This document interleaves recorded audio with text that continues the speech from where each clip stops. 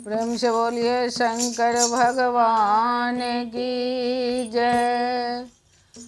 आप लोग को बीच में मैं आई हूँ एक होली लेके, उसे आप लोग सुनिए,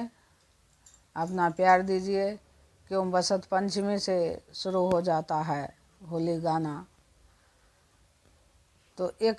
नारी अपने पति से क्या कह रही है, और जब फागुन चढ़ता है तो उसके पति परदेश से नौकरी छोड़ के घर आता है तो उसकी बीवी क्या कह रही है, आप लोग ये सुनिए,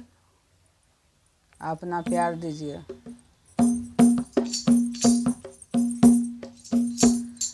गजब कई दिलाए राजा, गजब कई दिलाए राजा, चढ़त फागुन घर आइला, गजब कई दिहलाए राजा,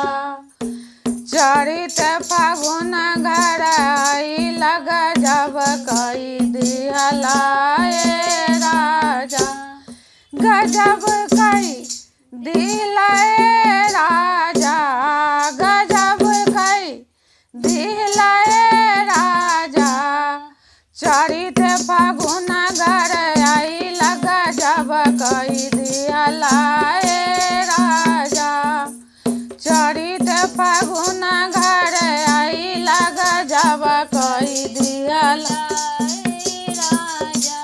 नौकरी तू छोड़ला घर चली आइला, नौकरी तू छोड़ला घर चली आइला, होलिया में पुआ कैसे बानी, गजब कई दिहला ए राजा,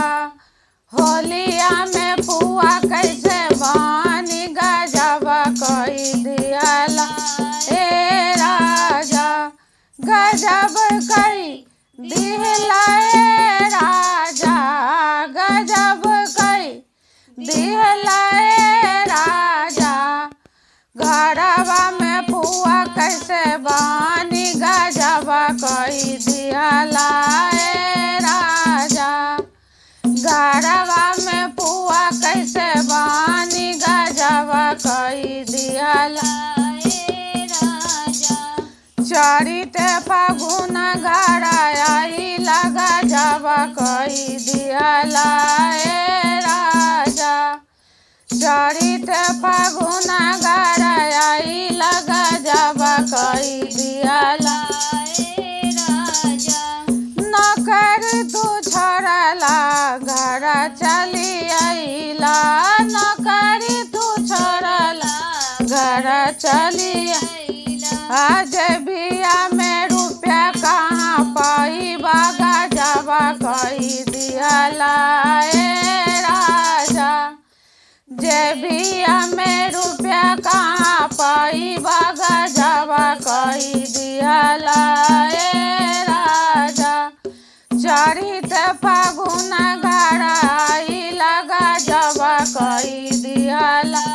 ए राजा, चढ़त फागुन घर आइला, गजब कई दिहला ए राजा, हरी पीरी साड़ी कहाँ लाई तू किन के, हरी पीरी साड़ी कहाँ लाई तू किन के, जेबिया में एको ना रुपया, गजब कई दिहला ए राजा, जेबिया में एको ना रुपया, गजब कई दिहला ए राजा, चढ़त फागुन घर आइला, गजब कई दिहला ए राजा, चढ़त फागुन